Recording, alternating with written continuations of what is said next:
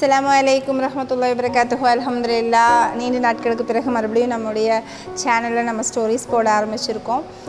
இன்றைக்கி நம்ம பார்க்கக்கூடிய கதை என்ன அப்படின்னு பார்த்திங்கன்னா, ஜென் தத்துவ கதைகளில் ஒரு கதை தான் பார்க்க போகிறோம். எதை பற்றின கதை அப்படின்னு பார்த்தோன்னா, பேச்சை பற்றின ஒரு கதை தான். ஸோ நம்ம வாழ்க்கையில் நம்மளால் செய்ய முடியாத ஒரு விஷயம் அப்படின்னு சொன்னால் பேசாமல் இருக்கிறது இல்லையா? சாப்பிடாமல் கூட இருந்துருவோம், ஆனால் நம்மளால் என்ன பண்ண முடியாது, பேசாமல் இருக்கவே முடியாது. புத்தர்னுடைய ஒரு ஸ்லாங்ஸு, புத்தர்னுடைய அந்த கோட்ஸ் எல்லாம் நம்ம பார்க்கும்போது அவர் ஃபுல்லாகவுமே மௌனத்தை பற்றி அதிகமாக பேசியிருப்பார். அவர் எப்படி சொல்கிறாரு அப்படின்னு பார்த்தோன்னா, ஞானி தன்னுடைய மௌனத்தில் பேசுகிறார். இன்னும் ஒரு ஓவியன் தன்னுடைய படைப்பு வழியாக பேசுகிறான். அது இல்லாமல் ஒரு கவிஞன் தன்னுடைய எழுத்து வழியாக பேசுகிறான். இன்னும் ஆங்கிலேயர்கள் என்ன பண்ணுவாங்கன்னா, அவங்கள அறிமுகம் செஞ்சு வச்சா தான் பேசுவாங்களாம்.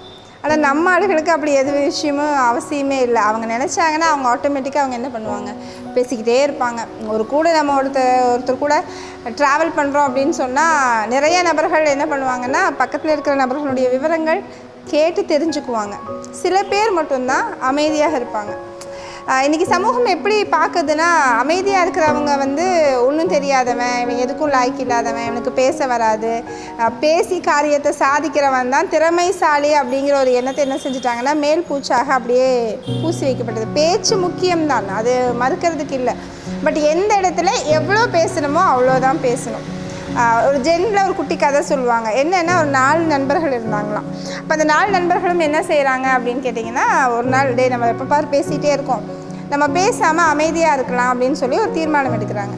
அப்போ நம்ம என்ன பண்ணலான்னா, 4 பேரும் ஒரு இடத்துக்கு போகலாம். அந்த இடத்துல போய் ஆளரவம் இல்லாத இடத்துல அமைதியாக நம்ம 4 பேரும் மௌனமாக இருக்கலாம், ஒரு நாள் ஃபுல்லாக மௌனமாக இருக்கலாம் அப்படின்னு சொல்லி டிசைட் பண்ணிட்டு போகிறாங்க. ஸோ போகக்கூடிய நேரத்தில் பார்த்தீங்க அப்படின்னு சொன்னால் போயிடுறாங்க. மரத்தடியில் உட்காந்துருக்காங்க.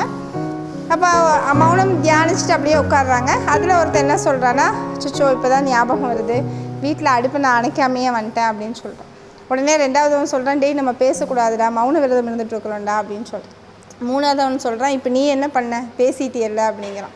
4வதுவன் என்ன சொல்கிறான்னா, அப்பாடா நான் மட்டும்தான் இந்த கூட்டத்திலேயே பேசலை அப்படிங்கிறான். இப்படி பேசக்கூடாது அப்படிங்கிற அந்த இடத்துல கூட நம்ம என்ன செஞ்சிடறோம் அப்படின்னு சொன்னால், ஏதாவது ஒரு வகையில் பேசிடுறோம். பட் மௌனம் பழகிறது ரொம்ப சிறந்த ஒரு விஷயம்.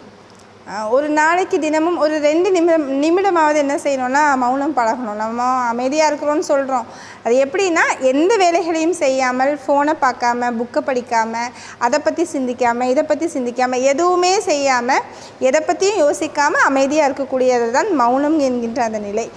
வீம்புக்கு பேசாமல் இருக்கிறது அப்படிங்கிற மாதிரியெல்லாம் அது இதில் சேராது.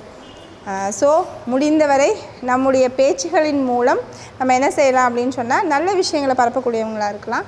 நம்முடைய பேச்சு எந்த அளவுக்கு வெளியே வருதோ அந்த அளவுக்கு நம்முடைய சக்தி வீணடிக்கப்படுது. இதுதான் நிஜம். இப்போ நம்முடைய ஆற்றலை நம்ம சேமித்து வைக்கணும் அப்படின்னா அதற்கு மௌனம் ஒன்று தான் சிறந்த வழி. ஸோ மௌனம் பழக ஆரம்பிப்போம்.